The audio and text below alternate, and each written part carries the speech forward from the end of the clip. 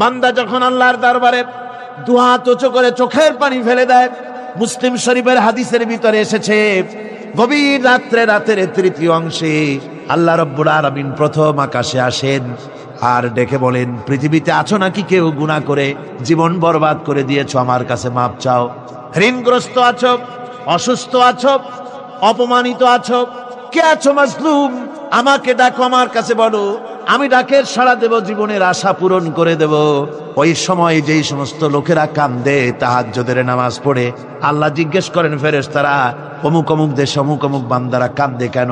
ফেরেশতারা বলে, রব্বুল আলামিন তুমি তো ভালো করে জানো। আল্লাহ বলেন, জানি, তবুও তোমাদের মুখে শুনতে চাই। তারা বলে, রব্বুল আলামিন তোমার এই বান্দা গুনাহ করেছি, গুনার জন্য মাপ চায়, জাহান্নাম থেকে বাঁচতে চায়। আল্লাহ পাক বলেন, ফেরেশতারা আমার এই বান্দারা আমারে দেখেছে নাকি? বলে দেখে নাই। বলে আমার দোজখ দেখেছে নাকি? বলে না, তাও দেখে নাই। আমার বেহেশত দেখেছে নাকি? বলে না, তাও দেখে নাই। আল্লাহ পাক বলেন, ফেরেশতারা সাক্ষী থাকো, ওরা আমাকে দেখে নাই, আমার বেহেশত দোজখ কিছুই দেখে নাই, শুধুমাত্র আমার নবীর কথা, আমার কোরআনের কথা বিশ্বাস করে আরামের ঘুমকে হারাম করে যেভাবে তারা কাঁদতেছে, সাক্ষী থেকে যাও ফেরেশতারা, আবার রহমতের দরিয়ায় জোশ মেরেছে আমার ওই ক্রন্দনরত বান্দাগুলিকে আমি আল্লাহ মাফ করে দিলাম। সুতরাং মুমিন বান্দা যারা, আল্লাহর মুমিন বান্দা যারা, এই ঈমানের কোয়ালিটি, এটাও হতাশায় নিরাশায় ভেঙে পড়বে না। গুনাহ তো মানুষই করে, গুনাহ হয়ে গেছে, মাপ চাও। তোমার গুনাহ কদ্দুর? তোমার গুনাহ যদি হয় পাহাড় সমান, আল্লাহর রহমত আকাশ সমান। জাহান্নামের কঠিন শাস্তি থেকে বাঁচতে হলে আল্লাহর প্রতি ঈমান আনতে হবে। আর ঈমান আনলে যে কোয়ালিটিগুলি হওয়া উচিত, সেগুলি আমি আপনাদের সামনে আলোচনা করছি। এরপর আরেকটি কোয়ালিটি হবে মুমিনের, তা হলো কঠোর কঠিন বিপদে অবিচল থাকবে, বিপদে ভেঙে পড়বে না। বিপদ আপদ, শত্রুতা, ক্ষয় ক্ষতি যা কিছু হয় সবই আল্লাহর পক্ষ থেকে, এটা মেনে নিতে হবে এবং ধৈর্য ধারণ করতে হবে। বিপদ মুসিবত শুধু উম্মতের জন্য নয়, দুনিয়ার সমস্ত নবীদের বিপদ এসেছে, হয় নাই? নবীদের বিপদ আসে নাই? কোরআনে কারীম থেকে শুনুন, আল্লাহ রাব্বুল আলামিন বলেন, وَكَذَلِكَ جَعَلْنَا لِكُلِّ نَبِيٍّ عَدُوًّا مِنَ الْمُجْرِمِينَ।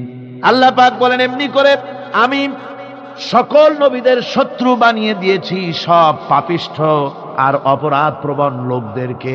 প্রত্যেক যুগে নবীদের শত্রু ছিল, প্রত্যেক যুগে নবীদের কি ছিল? শত্রু ছিল। সে শত্রু কারা ছিল?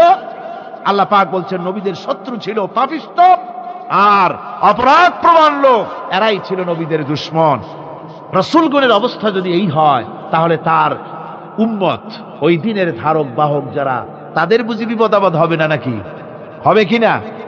তো ইসলামের বিরোধিতা যারা করে, কোরআনের পরিভাষায় বলা হয়েছে ইসলামের দুশমন, নবীদের দুশমন।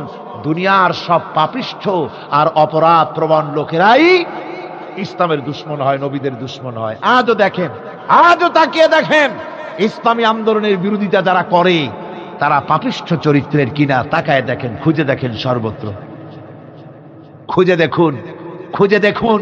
যারা ইসলামী আন্দোলনের বিরোধিতা করে, যারা ইসলামকে মিটিয়ে দেওয়ার চেষ্টা করতেছে, যারা ইসলামকে মৌলবাদ বলে, ইসলামকে সাম্প্রদায়িক বলে, কোরআনে কারীমের কথা কত স্পষ্ট যে নবীদের দুশমন হয়, ইসলামের দুশমন হয় মুজরিম লোকেরা, অপরাধ প্রবণ আর পাপিষ্ঠ লোকেরা।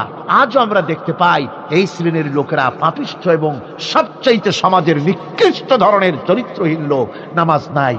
আপনি খুঁজে দেখেন, ইসলামী আন্দোলনের বিরোধিতা যারা করছে, যারা নেতৃত্ব দিচ্ছে, নামাজ নাই, রোজা নাই, চরিত্র